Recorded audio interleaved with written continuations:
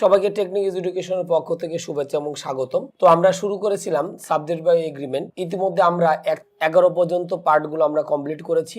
তো এখন আমরা পার্ট 12 থেকে আমরা বাকি নিয়মগুলো আমরা শুরু করব। তো আশা করি যে আমাদের সাবজেক্ট বাই এগ্রিমেন্টের 1 থেকে 11 পর্যন্ত যে পার্টগুলো করা হয়েছিল সবাই আমরা খুব মনোযোগ সহকারে এই নিয়মগুলো দেখেছিলাম এবং চেষ্টা করেছি আমার যতটুকু ইফোর্ট দেওয়া দরকার বা যতটুকু আমার নলেজ আছে আমি চেষ্টা করেছি সেগুলোর ইফোর্ট দিয়ে যতটুকু ভালোভাবে প্রেজেন্টেশন আপনাদের সামনে করা যায় সেগুলোর। তো যদি এরপরেও কেউ না আমরা বুঝে থাকি আমরা অবশ্যই আমাদের ভিডিওর নিচে যে কমেন্ট আছে সে কমেন্টে আপনাদের প্রবলেমগুলো আপনারা জানাবেন এবং আমরা চেষ্টা করব আমাদের পক্ষ থেকে যত দ্রুত সম্ভব সেগুলো সলভ করে দেওয়ার জন্য। তো এখন আমরা সাবজেক্ট বাই এগ্রিমেন্টের পার্ট 12-এ আমরা রুল নাম্বার 18 আমরা আলোচনা করব।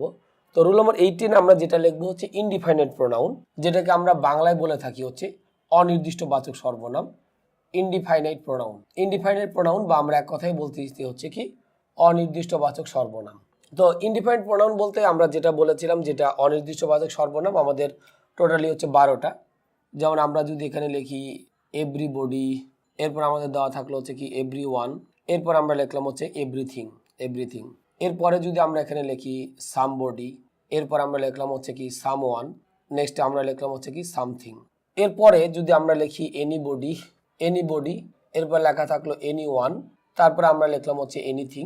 এই ওয়ার্ডগুলো আমরা প্রায়শই কিন্তু আমরা কি করে থাকি ইউজ করে থাকি। এরপরে আমাদের আরেকটা গ্রুপ আমাদের এখানে আছে, যেমন আমরা যদি লিখি নোবডি আমরা বলতে পারি নো ওয়ান, অথবা আমরা কি বলতে পারি নান, আর লাস্টে আমরা লিখলাম হচ্ছে কি নাথিং। তো এই যে আমাদের 12টা যে আমরা প্রোনাউন লিখলাম এগুলো যদি আমাদের কোনো ভার্বের যদি আমাদের কি সামনে থাকে মানে সাবজেক্ট হিসেবে থাকে আর কি, তাহলে আমরা ভার্বটা নর্মালি সিঙ্গুলার ফর্মে ইউজ করি। আমি লিখে দিব এটা। তো আমরা এখানে টোটাল 12টা প্রোনাউন লিখলাম। এই 12টা প্রোনাউনের সাথে আমরা সবাই কিন্তু কম বেশি পরিচিত এবং বিভিন্ন জায়গায় কিন্তু আমরা এই ওয়ার্ডগুলো কিন্তু কি করে আসছি ইউজ করে এসেছি। তো আমাদের এখানে 12টা প্রোনাউনের ভিতরে যদি একটু খেয়াল করি বডি আর ওয়ান দিয়ে আমাদের যে ওয়ার্ডগুলো রয়েছে এগুলো কিন্তু আমাদের ব্যক্তিবাচক, মানে যেমন everybody everyone, somebody someone, anybody anyone, nobody none বা নো ওয়ান আমরা বলতেছি, এগুলো হচ্ছে আমাদের কিন্তু ব্যক্তিবাচক। আর থিং যুক্ত যে ওয়ার্ডগুলো রয়েছে এগুলো কিন্তু হচ্ছে আমাদের বেসিক্যালি বস্তুবাচক হিসেবে। তাহলে আমাদের এই যে 4টা যেটা লিখলাম, যেমন আমরা এভরিথিং, সামথিং, এনিথিং, নাথিং, এই 4টাকে আমরা ধরছি হচ্ছে কি বস্তুবাচক হিসেবে। আর প্রথম যে আমাদের 8টা আছে বডি এবং ওয়ান দিয়ে, এই 8টা হচ্ছে আমাদের কি ব্যক্তিবাচক। তাহলে আমি একটু চিহ্নিত করে দিলাম যে বডি আর ওয়ান দিয়ে আমাদের যেগুলো আছে এগুলো হচ্ছে পার্সন বা ব্যক্তিবাচককে আমাদের সাধারণত বোঝায়। আর পরে যে 4টা আছে এই যে 4টা আমরা লিখলাম এই 4টা হচ্ছে আমাদের বস্তুবাচক, মানে থিং যুক্ত যে ওয়ার্ডগুলো, থিং মানে কিন্তু হচ্ছে নন পার্সন। তাহলে এভরিথিং, সামথিং, এনিথিং, নাথিং এগুলো হচ্ছে আমাদের সাধারণত কি বস্তুবাচক হিসেবে কাজ করে। আর বডি আর ওয়ান রিলেটেড যে ওয়ার্ডগুলো দেওয়া আছে এগুলো হচ্ছে আমাদের ব্যক্তিবাচক। তাহলে আমরা মোটামুটি কিন্তু এই 12টার ভিতরে আমরা কিন্তু 2টা ক্যাটাগরি করে ফেললাম, যে বডি আর ওয়ান রিলেটেড যেগুলো আছে সেগুলো ব্যক্তিবাচক, আর থিং যুক্ত যে ওয়ার্ডগুলো আছে সেগুলো হচ্ছে আমাদের কি বস্তুবাচক। তাহলে এখন আমরা যদি বলি যে এদের পরে যদি কোনো ভার্ব আসে, এদের পরে যদি কোনো ভার্ব আসে তাহলে সব সময়ের জন্য সিঙ্গুলার হবে। তাহলে আমাদের ভার্বটা সব সময়ের জন্য আমাদের কি হবে সিঙ্গুলার হবে। তাহলে আমরা এখানে যেটা দেখেছিলাম যে আমাদের টোটালি হচ্ছে এখানে প্রোনাউন দেওয়া আছে কতগুলো 12টা প্রোনাউন দেওয়া আছে। সো এই 12টা প্রোনাউনের পরে আমাদের যদি কোনো ভার্ব আসে তাহলে সেই ভার্বটা সব সময়ের জন্য আমাদের কিন্তু কি হবে আলটিমেটলি আমাদের সিঙ্গুলার ফর্মে হবে। সো এদের পরে ভার্বটা কিন্তু আলটিমেটলি আমরা সিঙ্গুলার ফর্মেই কিন্তু ইউজ করব। যেমন আমি যদি এখানে লিখি এভরিবডি আমি ডিরেক্ট ভার্বটা লিখে দিই helps me, everybody helps me. আমরা কিন্তু সবাই জানি যে ভার্বের সাথে যদি আমাদের এস বাই যুক্ত থাকে তাহলে ভার্বটা কিন্তু আমাদের সিঙ্গুলার, আর যদি শুধু ভার্ব থাকে তাহলে ভার্বটা আমাদের কি হবে প্লুরাল ফর্মে হবে। তাহলে যখন আমরা লিখলাম এভরিবডি হেল্পস মি তাহলে এভরিবডির পরে ভার্বটা আমাদের কোন ফর্মে আসছে সিঙ্গুলার ফর্মে আসছে। এরপর আমরা যদি লিখি নান, এরপর লিখলাম হচ্ছে কি গোজ দেয়ার, নান বা আমরা কিন্তু কি বলতে পারি নো ওয়ান এটা বলতে পারি। তো আগে যেটা নো ওয়ান বলা হইতো তো দুইটাও পাশাপাশি দেখতে অনেকটা হয়তো অড লাগে বা বাজে লাগে, এখন এই জন্য বর্তমানে আমরা কিন্তু এখানে কি লিখি নান দিয়ে আমরা করে থাকি। তাহলে আমরা বললাম নান গোজ, এখানে আমরা কি লিখলাম দেয়ার। তাহলে আমাদের যে বিষয়টা ছিল যে এখানে আমাদের ভার্ব যখন আসলো এই ভার্বটা কিন্তু আলটিমেটলি কোন ফর্মে আসছে সিঙ্গুলার ফর্মে আসছে। তাহলে আমাদের মূল কথা ছিল এই যে বডি এবং ওয়ান রিলেটেড যেগুলো আছে এগুলো কিন্তু আমাদের ব্যক্তিবাচক। সো তারপরে কিন্তু ভার্বটা আলটিমেটলি কোন ফর্মে হবে? সিঙ্গুলার ফর্মে হবে। তো আলটিমেটলি আমাদের কিন্তু দেখা যাচ্ছে এই ভার্বগুলো কিন্তু আমরা অলরেডি কিন্তু সিঙ্গুলার ফর্মে কিন্তু আমরা দিয়েছি। এরপরে যদি আমরা পরবর্তী থিং যুক্ত লিখি, যেমন আমি এখানে লিখলাম এনিথিং ইজ, এরপরে লিখলাম পসিবল। এনিথিং ইজ, তার সাথে আমরা এখানে লিখলাম পসিবল। তাহলে এনিথিং এর পরেও কিন্তু আমাদের ভার্বটা কি আসলো? সিঙ্গুলার ফর্মে আসলো। তাহলে আমরা দেখলাম যে এই যে 12টা আমাদের প্রোনাউন ছিল, এই 12টা প্রোনাউনের পরে আমাদের যদি কোনো ভার্ব আসে তাহলে সেই ভার্বটা আলটিমেটলি আমাদের কোন ফর্মে হবে? সিঙ্গুলার ফর্মে কিন্তু হবে। তাহলে এটা আমরা দেখলাম। এরপরে লিখলাম সামওয়ান বা সামথিং ওয়াজ, এরপরে লিখলাম হচ্ছে কি ট্রু। তাহলে আমরাও কিন্তু এখানে দেখলাম সামথিং ওয়াজ ট্রু। তো আমি এখানে কিন্তু এই জিনিসগুলো মার্ক করে দিয়েছি, যে ভার্বের যে অবস্থানগুলো আমরা এখানে দেখেছিলাম এই ভার্বগুলো কিন্তু আমরা মোটামুটি এখানে কি করে দিলাম? মার্ক করে দিলাম। মার্ক করে দেওয়ার উদ্দেশ্যটা হচ্ছে এইটাই, যে এই যে ওয়ার্ডগুলো মানে 12টা প্রোনাউন, সো 12টা প্রোনাউনের পরে আমাদের যদি কোনো ভার্ব আসে তাহলে সেই ভার্বটা আলটিমেটলি আমাদের কোন ফর্মে হবে? সিঙ্গুলার ফর্মে হবে। তো এইটা দেখানোর জন্যই কিন্তু আমি এখানে আন্ডারলাইন আমরা করে দিয়েছি। তাহলে আমাদের মূল কথা দাঁড়ালো হচ্ছে এইটাই, যে রুল নম্বর 18-এর আমাদের মূল কথা হচ্ছে এইটাই, যে আমরা নর্মালি যে বিষয়টা আমরা দেখতে পাচ্ছি যে 12টা ইনডিফাইনাইট প্রোনাউন আমাদের ছিল, এই 12টা ইনডিফাইনাইট প্রোনাউনের পরে আমাদের ভার্বটা সবসময়ের জন্য আমাদের কোন ফর্মে হবে? সিঙ্গুলার ফর্মে হবে। অর্থাৎ এই 12টা প্রোনাউনের ভিতরে দুটা ক্যাটাগরি ছিল, একটা ব্যক্তিবাচক আর হচ্ছে বস্তুবাচক। তো বডি আর ওয়ান রিলেটেড যে ওয়ার্ডগুলো আছে এগুলো হচ্ছে আমাদের ব্যক্তিবাচক, আর থিং যুক্ত যে ওয়ার্ডগুলো আছে সেগুলো হচ্ছে আমাদের কি? বস্তুবাচক। তাহলে আমাদের ব্যক্তিবাচক হোক আর বস্তুবাচক হোক, এই 12টা প্রোনাউনের পরে আমাদের ভার্বটা অলওয়েজ কি হবে? সিঙ্গুলার হবে। তো আশা করি আমরা রুল নাম্বার 18টা বেশ ভালোভাবে বুঝতে পেরেছি। এরপরে আমরা রুল নাম্বার 19 নিয়ে আমাদের পরবর্তী আলোচনা শুরু করব। তো আমরা ইতিমধ্যে রুল নাম্বার 18 শেষ করেছি। এরপর আমরা আলোচনা করব রুল নাম্বার 19। রুল নাম্বার 19 আমরা যেটা থাকবে সেটা হচ্ছে এরকম, যদি একটি সম্পূর্ণ ক্লজ আরেকটি ক্লজের ভার্বের সাবজেক্ট হিসেবে আসে, তাহলে দ্বিতীয় ভার্বটি সব সময়ের জন্য আমাদের কি হবে? সিঙ্গুলার হবে। তাহলে আমরা এখানে যেটা বললাম, যদি একটি সম্পূর্ণ ক্লজ আমাদের আরেকটা ক্লজের কি হিসেবে আসে? ভার্বের সাবজেক্ট হিসেবে আসে, তাহলে দ্বিতীয় ভার্বটি সবসময়ের জন্য আমাদের কি হবে? সিঙ্গুলার হবে। তো দেখা যায় যে আমাদের একটা সেন্টেন্সে কয়টা ক্লজ আছে কিভাবে বুঝবো? ঠিক যতগুলো আমাদের কি থাকবে?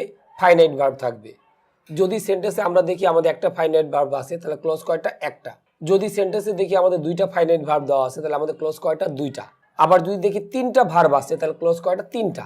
তার মানে যতগুলো আমার ফাইনাইট ভার্ব থাকবে ঠিক ততগুলো কিন্তু আমাদের কি থাকবে? ক্লজ থাকবে। তাহলে আমরা যদি দেখি যে একটা ভার্বের সাবজেক্ট হিসেবে ইন্ডিভিজুয়ালি কোনো নাউন বা প্রোনাউন না এসে পুরো একটা ক্লজ আসতেছে, তখন ওই দ্বিতীয় ভার্বটা আমাদের কিন্তু সবসময়ের জন্য কোন ফর্মে হবে? সিঙ্গুলার ফর্মে হবে। তাহলে আমরা যদি একটু উদাহরণ দেখি, যেমন আমি লিখলাম দ্যাট হি কমপ্লিটেড, এরপর আমরা লিখলাম অল দ্য, তার সাথে আমরা এখানে কি লিখলাম? Projects. All the projects gap দিয়ে লিখলাম হচ্ছে মিস্ট্রি টু, তার সাথে আমরা এখানে কি লিখছি? অল। তাহলে আমরা যদি একটু খেয়াল করি, that he completed all the projects, এরপর গ্যাপ দিয়ে লিখলাম হচ্ছে মিস্ট্রি টু অল। তো এখন আমরা শুরুতেই কিন্তু দ্যাট দেখতে পাচ্ছি। তো আমাদের একটা ক্লজ সম্পর্কে কিন্তু আমি আলোচনা করেছিলাম, যেটাকে আমরা বলেছিলাম হচ্ছে কি? নমিনাল দ্যাট ক্লজ হচ্ছে কোনটা? সেটা হচ্ছে এরকম, যখন আমি দ্যাটটাকে একদম সেন্টেন্সের কোথায়? শুরুতে ইউজ করব, তখন দ্যাটটাকে কিন্তু আমরা নমিনাল দ্যাট ক্লজ বলবো। তবে চাইলেই আমি দ্যাটকে কিন্তু সেন্টেন্সের শুরুতে ইউজ করতে পারবো না। এটা আমি নমিনাল দ্যাট ক্লজে ব্যাপক আমি আলোচনা করেছি। যদি কারো সমস্যা হয়ে থাকে তাহলে আমাদের টেকনিক এডুকেশনের ক্লজের যে পার্টটা আছে সেটাতে আপনারা একটু দেখে নেবেন। সেখানে আমাদের ক্লিয়ারলি ক্লজের নমিনাল দ্যাট ক্লজ সম্পর্কে আমরা ব্যাপক আলোচনা করেছি। তো আমরা দেখতে পাচ্ছি যে আমাদের একদম সেন্টেন্সের শুরুতে আমাদের কি দেওয়া আছে? দ্যাট কিন্তু আমাদের দেওয়া আছে। তাহলে এই যে আমরা চাইলেই সেন্টেন্সের শুরুতে কিন্তু আমরা দ্যাটটাকে কিন্তু কি করতে পারবো না? ইউজ করতে পারবো না। তাহলে দ্যাটটাকে ইউজ করতে চাইলে আমাদের অবশ্যই বেশ কিছু নিয়ম কানুন পালন করতে হবে। যেমন আমাদের এখানে দুটো ভার্ব হয়তো আমাদের থাকবে, আমি একটু অপশন আকারে দিই। যেমন অপশন এতে দিলাম হচ্ছে ইজ, বিতে আমরা দিলাম হচ্ছে কি? ওয়াজ, সিতে দিলাম হচ্ছে কি? ওয়ার, আর অপশন ডিতে দিলাম হচ্ছে কি? এ প্লাস বি। এখন আমাদের এই চারটা অপশনের ভিতর থেকে কিন্তু আমাদের কি করতে হবে? একটাকে সিলেকশন করতে হবে। তো আমি এই গ্যাপে কিন্তু যে কোনো একটা ভার্ব বসাবো।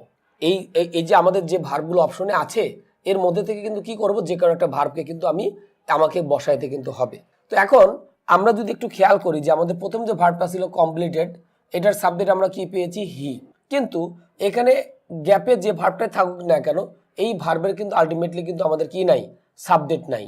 তাহলে এখন যদি বলি যে দ্বিতীয় যে ভার্বটা আছে, এই ভার্বের সাবজেক্ট আমাদের কোনটা হবে, সেটা কিন্তু আমাকে বসাইতে হবে। তাহলে এখানে যে কোনো একটা ভার্ব হোক, একটা কিন্তু আমরা বসাবো। এখন কথা হলো যে আমরা কমপ্লিটেড সাবজেক্ট হি পেয়েছি, তাহলে এই গ্যাপে আমরা যে ভার্বটাই বসাই না কেন, এই ভার্বের সাবজেক্ট কে, তাকে কিন্তু আমাদের মূলত কি করতে হবে, ইউজ করতে হবে। এখন আমাদের বিষয়টা হলো এরকম যে অনেকে আমরা চিন্তা করতে পারি যে কমপ্লিটেডের পরে অল দ্য প্রজেক্ট দেওয়া আছে, এটা হয়তো কি এই দ্বিতীয় ভার্বের কিন্তু একটা সাবজেক্ট হইতে পারে। বাট আসলে বিষয়টা কিন্তু সেটা না। একটা ভার্বের অবজেক্ট কখনো আরেকটা ভার্বের সাবজেক্ট হইতে পারে না। তাহলে আমরা যদি এখানে একটু মার্ক করি, অল দ্য প্রজেক্টস, এটা কিন্তু কি কমপ্লিটেডের কিন্তু অবজেক্ট। তাহলে একটা ভার্বের অবজেক্ট কখনোই কিন্তু আমাদের কি হইতে পারে না, আরেকটা ভার্বের সাবজেক্ট হইতে পারে না। তাহলে একটা ভার্বের সাবজেক্ট যেমন আমাদের আরেকটা ভার্বের সাবজেক্ট হইতে পারে না, তার মানে আমি এই গ্যাপে যে ভার্বটাই দেই না কেন, এই ভার্বের সাবজেক্ট হিসেবে কখনো আমরা হিটাকে চিন্তা করতে পারবো না। আবার অল দ্য প্রজেক্ট, এটাকেও কিন্তু আমি কি করতে পারবো না, আমাদের এই গ্যাপে যে ভার্বটাই বসাই না কেন, এই ভার্বের কিন্তু সাবজেক্ট হিসেবে চিন্তা করতে পারবো না। তাহলে এখন কথা হচ্ছে আমরা এই গ্যাপে যে ভার্বটা আমরা ইউজ করব, এই ভার্বের সাবজেক্টটা কে। আমি যদি এখানে পুরোটাই একসাথে বলি, অর্থাৎ হি কমপ্লিটেড দ্য প্রজেক্টস, টোটালটা যদি আমি একসাথে বলি, তাহলে এই গ্যাপের সাবজেক্ট আমি ভার্বটা যাই বসাই না কেন, ওই ভার্বের সাবজেক্ট পুরাটাই কিন্তু আমাদের হবে। তাহলে আমরা যেটা বলছিলাম যে আমাদের একটা ভার্বের সাবজেক্ট হিসেবে যদি একটা পুরো একটা ক্লোজ আসে, তাহলে দ্বিতীয় ভার্বটা সবসময়ের জন্য আমাদের কি হবে, সিঙ্গুলার হবে। এবং আরেকটু বলে রাখি, এখানে কমপ্লিটেড আছে, হয়তো আমরা অনেকেই চিন্তা করতে পারি যেহেতু এটা কমপ্লিটেড তাহলে ওয়াজ হবে। তো এখন বিষয়টা হচ্ছে আমাদের পুরো একটা ভার্বের সাবজেক্ট হিসেবে যদি ইন্ডিভিজুয়ালি কোনো নাউন বা প্রোনাউন না এসে পুরো একটা ক্লোজ আসে, তাহলে আমাদের দ্বিতীয় ভার্বটা অবশ্যই কি হবে, সিঙ্গুলার হবে। এবং সেই সিঙ্গুলার ভার্বটা আমাদের প্রেজেন্ট হইতে পারে, আবার কি হইতে পারে, পাস্টও হইতে পারে। এটা কোনো ফ্যাক্টর না যে আমি এখানে কমপ্লিটেড দিয়েছি তার মানে আমাদের দ্বিতীয় ভার্বটা আমাদের কখনোই প্রেজেন্ট ইউজ করা যাবে না, এমনটা কিন্তু না। তাহলে যদি একটা ভার্বের সাবজেক্ট হিসেবে পুরো একটা ক্লজ আসে, তাহলে দ্বিতীয় ভার্বটা সবসময়ের জন্য কি হবে, সিঙ্গুলার হবে। এবং সেই সিঙ্গুলার ভার্বটা আমাদের প্রেজেন্ট হইতে পারে, আবার কিছু হইতে পারে, পাস্ট হইতে পারে। তাহলে আমরা এতে যেটা লিখছি ইজ, এটা হইতে পারে। এরপর লিখছি ওয়াজ, এটা হইতে পারে। সিতে আমাদের এখানে কি দেওয়া আছে, ওয়ারটা নর্মালি কিন্তু আমাদের এখানে হবে না। কেন হবে না, কারণটা হচ্ছে কি ওয়ার ভার্বটা কিন্তু প্লুরাল।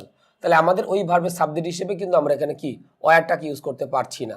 তাহলে এখন আমাদের দ্বিতীয় ভার্বটা সিঙ্গুলার হইতে পারে, মানে আমাদের সিঙ্গুলার হবে, এবং সেই সিঙ্গুলার ভার্বটা আমরা প্রেজেন্টেও দিতে পারি, আবার কি পাস্টেও দিতে পারি। তার মানে এখানে ইজ অথবা ওয়াজ দুইটাই কিন্তু সঠিক। সো আমাদের এখানে কিন্তু কি আমাদের ডি নাম্বারটা কিন্তু আমাদের ভুল।